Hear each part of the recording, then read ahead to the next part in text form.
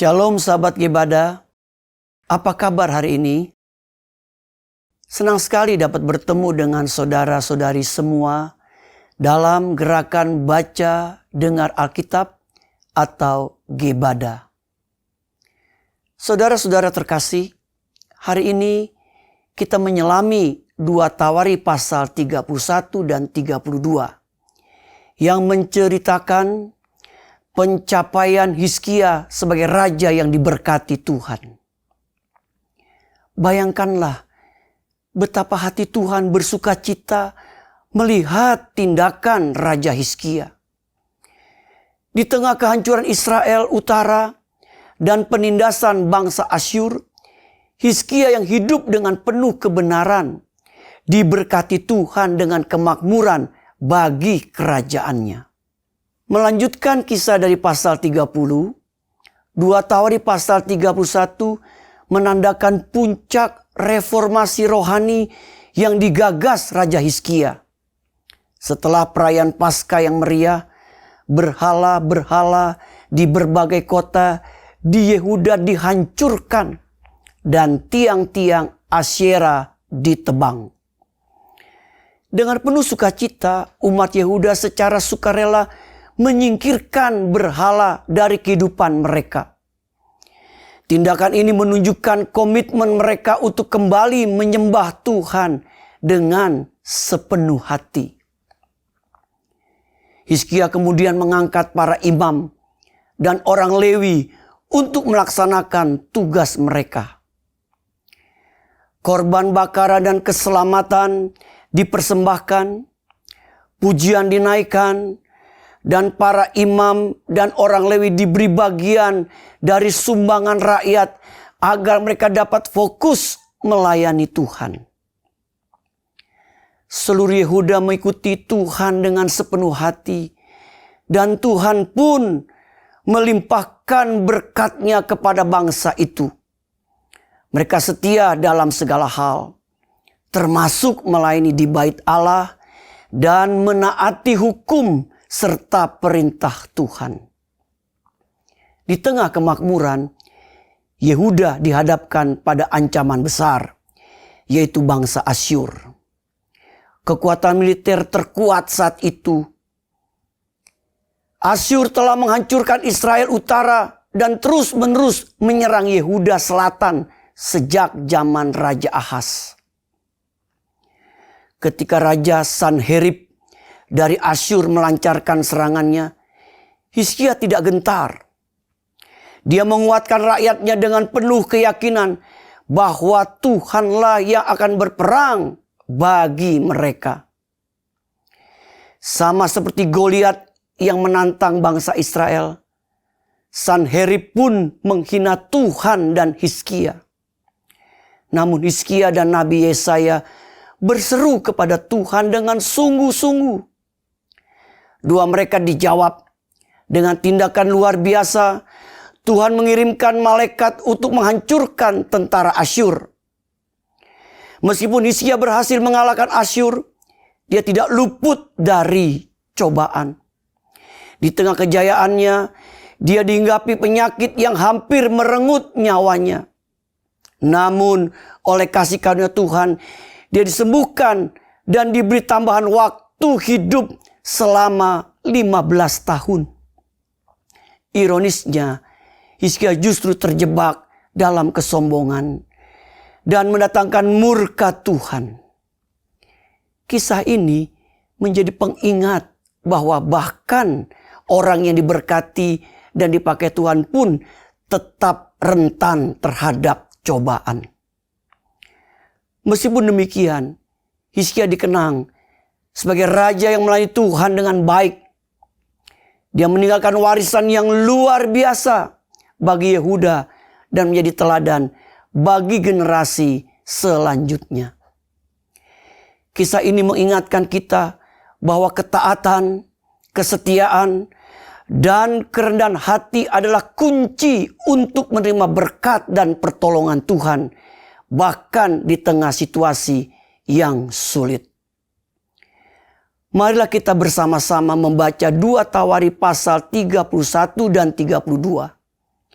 kisah terakhir Hizkia yang melayani Tuhan dengan sepenuh hati.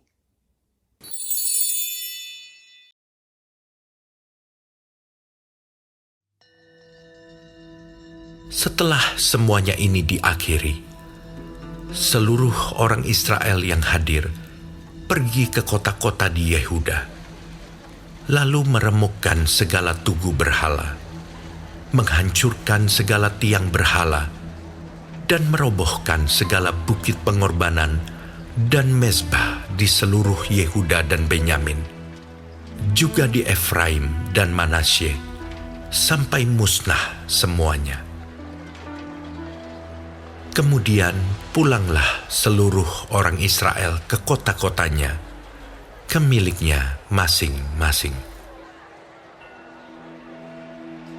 Hizkia menetapkan rombongan para imam dan orang-orang Lewi, rombongan demi rombongan, masing-masing menurut tugas jabatannya sebagai imam atau sebagai orang Lewi, untuk mempersembahkan korban bakaran dan korban keselamatan, untuk mengucap syukur dan menyanyikan puji-pujian, dan untuk melayani di pintu-pintu gerbang di tempat perkemahan Tuhan. Raja memberi sumbangan dari harta miliknya untuk korban bakaran, yakni korban bakaran pada waktu pagi dan pada waktu petang, korban bakaran pada hari-hari Sabat dan pada bulan-bulan baru, dan pada hari-hari raya, yang semuanya tertulis di dalam Taurat Tuhan. Ia memerintahkan rakyat, yakni penduduk Yerusalem, untuk memberikan sumbangan yang menjadi bagian para imam dan orang-orang Lewi, supaya mereka dapat mencurahkan tenaganya untuk melaksanakan Taurat Tuhan. Segera setelah perintah ini tersiar, orang Israel membawa dalam jumlah yang besar hasil pertama daripada gandum, anggur, minyak, madu, dan segala macam hasil bumi. Mereka membawa juga persembahan persepuluhan dari segala sesuatu dalam jumlah yang besar. Orang Israel dan orang Yehuda yang tinggal di kota-kota Yehuda juga membawa persembahan persepuluhan yang terdiri dari lembu sapi dan kambing domba, dan persembahan persepuluhan yang terdiri dari persembahan kudus yang telah dikuduskan bagi Tuhan Allah mereka. Semuanya itu diletakkan mereka bertimbun-timbun. Mereka mulai membuat timbunan itu pada bulan yang ketiga, dan mereka selesai pada bulan yang ketujuh. Hizkia dan para pemimpin datang melihat timbunan itu, dan mereka memuji Tuhan dan umat-Nya, orang Israel.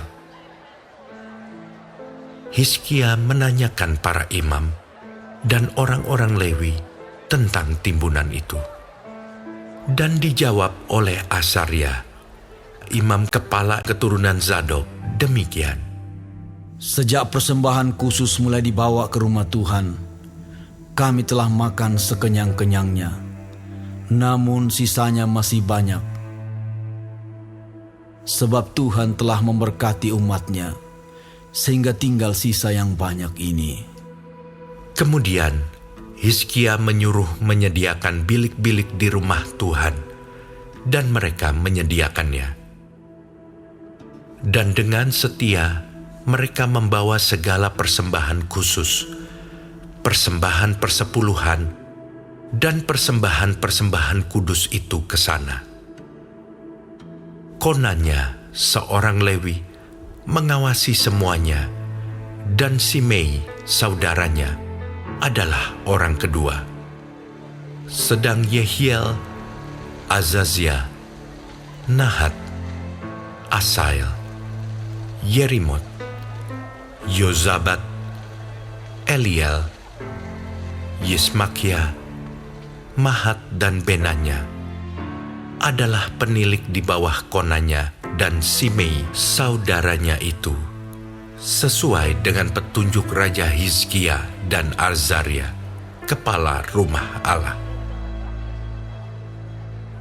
Dan Kore bin Yimna, seorang Lewi, penunggu pintu gerbang di sebelah timur, mengawasi pemberian-pemberian sukarela untuk Allah, serta membagi-bagikan persembahan khusus yang untuk Tuhan dan persembahan-persembahan Maha Kudus.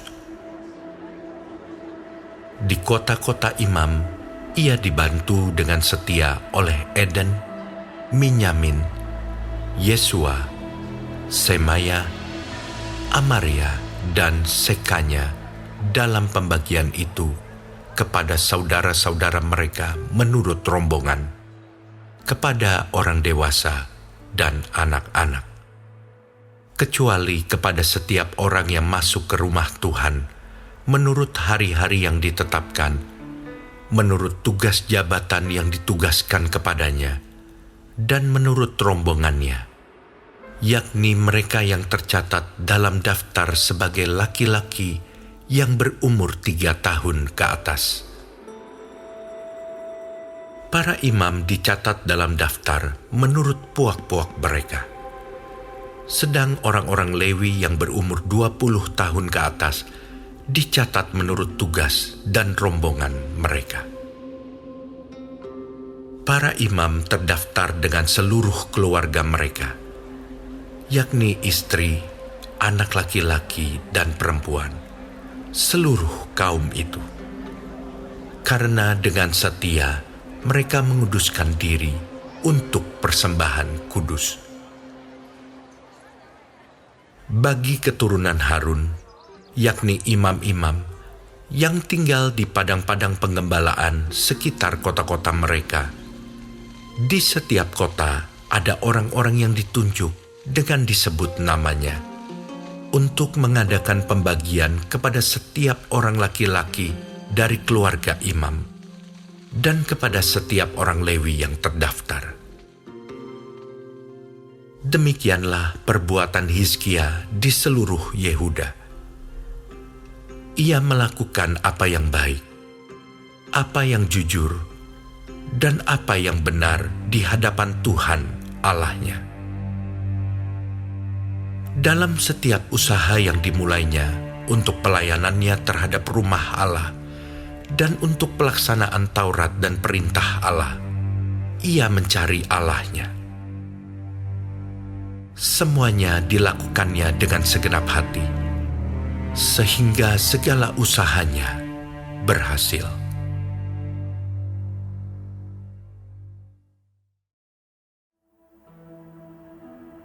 Setelah peristiwa yang menunjukkan kesetiaan Hizkia itu, datanglah Sanherib, Raja Asyur, menyerbu Yehuda.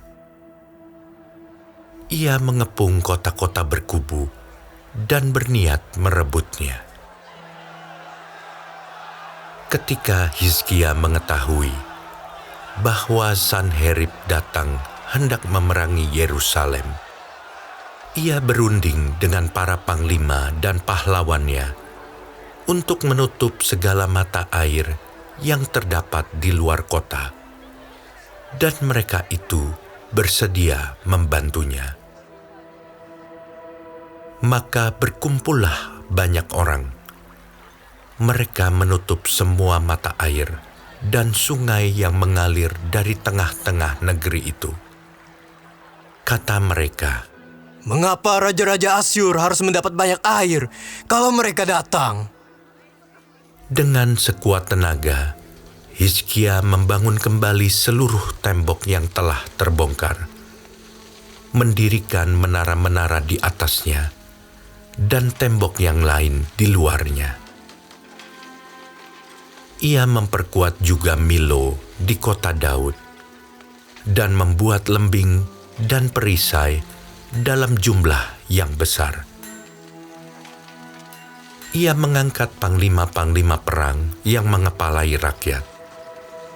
menyuruh mereka berkumpul kepadanya di halaman pintu gerbang kota dan menenangkan hati mereka dengan kata-kata, "Kuatkanlah dan teguhkanlah hatimu. Janganlah takut dan terkejut terhadap Raja Asyur serta seluruh laskar yang menyertainya. Karena yang menyertai kita lebih banyak daripada yang menyertai dia. Yang menyertai dia adalah tangan manusia, tetapi yang menyertai kita adalah Tuhan, Allah kita, yang membantu kita dan melakukan peperangan kita." oleh kata-kata Hizkia, Raja Yehuda itu, rakyat mendapat kepercayaannya kembali. Sesudah itu Sanherib Raja Asyur yang sedang mengepung Lakis dengan seluruh kekuatan tentaranya, mengutus beberapa pegawai ke Yerusalem kepada Hizkia Raja Yehuda dan kepada semua orang Yehuda yang ada di Yerusalem dengan pesan, "Beginilah titah Sanherib Raja Asyur. Apakah yang kamu harapkan? Maka kamu tinggal saja di Yerusalem yang terkepung ini. Bukankah Hizkia memperdayakan kamu supaya kamu mati kelaparan dan kehausan dengan mengatakan, 'Tuhan Allah kita akan melepaskan kita dari tangan Raja Asyur'? Bukankah Hizkia ini yang menjauhkan segala bukit pengorbanan dan mezbah Tuhan itu dan berkata kepada Yehuda dan Yerusalem, 'Hanya di depan satu mezbah kamu harus sujud menyembah dan membakar korban di atasnya'? Tidakkah kamu ketahui apa yang aku dan nenek moyangku lakukan terhadap semua bangsa negeri-negeri lain? Apakah para allah bangsa-bangsa segala negeri itu pernah berhasil melepaskan negeri mereka dari tanganku? Siapa daripada semua allah bangsa-bangsa yang sudah ditumpas nenek moyangku itu dapat melepaskan bangsanya dari tanganku? Masakan Allahmu dapat melepaskan kamu dari tanganku? Sekarang janganlah Hizkia memperdayakan dan membujuk kamu seperti ini. Janganlah percaya kepadanya, karena tidak ada Allah dari bangsa atau kerajaan manapun yang dapat melepaskan bangsanya dari tanganku dan dari tangan nenek moyangku. Lebih-lebih lagi, Allahmu itu takkan dapat melepaskan kamu dari tanganku." Dan masih banyak lagi yang diucapkan pegawai-pegawai Sanherib itu menentang Tuhan Allah dan menentang Hizkia hambanya. Ia menulis juga surat yang penuh cela dan hujat terhadap Tuhan Allah Israel. Bunyinya, "Sebagaimana para allah bangsa-bangsa segala negeri lain tidak dapat melepaskan bangsanya dari tanganku, demikian pula Allah Hizkia takkan dapat melepaskan bangsanya dari tanganku." dan mereka berseru dengan suara nyaring dalam bahasa Yehuda kepada rakyat Yerusalem yang ada di atas tembok untuk menakutkan dan mengejutkan mereka, supaya mereka dapat merebut kota itu. Mereka berbicara tentang Allah Yerusalem, seperti tentang para allah bangsa-bangsa di dunia adalah buatan tangan manusia. Tetapi oleh karena itu, Raja Hizkia dan Nabi Yesaya bin Amos berdoa dan berseru kepada sorga. Lalu Tuhan mengirim malaikat yang melenyapkan semua pahlawan yang gagah perkasa, pemuka, dan panglima yang ada di perkemahan Raja Asyur, sehingga ia kemalu-maluan kembali ke negerinya. Kemudian ia ditewaskan dengan pedang oleh anak-anak kandungnya sendiri ketika ia memasuki rumah Allahnya. Demikianlah Tuhan menyelamatkan Hizkia dan penduduk Yerusalem dari tangan Sanherib Raja Asyur dan dari tangan semua musuhnya. Dan ia mengaruniakan keamanan kepada mereka di segala penjuru. Banyak orang membawa persembahan ke Yerusalem untuk Tuhan dan barang-barang berharga untuk Hizkia, Raja Yehuda itu. Sejak itu, ia diagungkan oleh semua bangsa.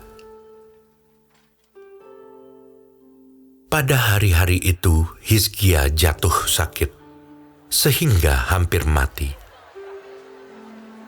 Ia berdoa kepada Tuhan, dan Tuhan berfirman kepadanya dan memberikannya suatu tanda ajaib. Tetapi Hizkia tidak berterima kasih atas kebaikan yang ditunjukkan kepadanya, karena ia menjadi angkuh, sehingga ia dan Yehuda dan Yerusalem ditimpa murka. Tetapi ia sadar akan keangkuhannya itu dan merendahkan diri bersama-sama dengan penduduk Yerusalem, sehingga murka Tuhan tidak menimpa mereka pada zaman Hizkia. Hizkia mendapat kekayaan dan kemuliaan yang sangat besar. Ia membuat perbendaharaan-perbendaharaan untuk emas, perak, batu permata yang mahal-mahal, rempah-rempah, perisai-perisai, dan segala macam barang yang indah-indah. Juga tempat perbekalan untuk hasil gandum, untuk anggur dan minyak, dan kandang-kandang untuk berbagai jenis hewan besar, dan kandang-kandang untuk kawanan kambing domba. Ia mendirikan kota-kota, memperoleh banyak kambing domba dan lembu sapi, karena Allah mengaruniakan dia harta milik yang amat besar. Hizkia ini juga telah membendung aliran Gihon di sebelah hulu dan menyalurkannya ke hilir, ke sebelah barat, ke kota Daud. Hizkia berhasil dalam segala usahanya. Demikianlah juga ketika utusan-utusan raja-raja Babel datang kepadanya untuk menanyakan tentang tanda ajaib yang telah terjadi di negeri. Ketika itu Allah meninggalkan dia untuk mencobainya, supaya diketahui segala isi hatinya. Selebihnya dari riwayat Hizkia dan perbuatan-perbuatannya yang setia, sesungguhnya semuanya itu tertulis dalam penglihatan Nabi Yesaya bin Amos, dalam kitab Raja-Raja Yehuda dan Israel. Kemudian Hizkia mendapat perhentian bersama-sama dengan nenek moyangnya dan dikuburkan di pendakian ke pekuburan anak-anak Daud. Pada waktu kematiannya, seluruh Yehuda dan penduduk Yerusalem memberi penghormatan kepadanya. Maka Manasye anaknya menjadi raja menggantikan dia.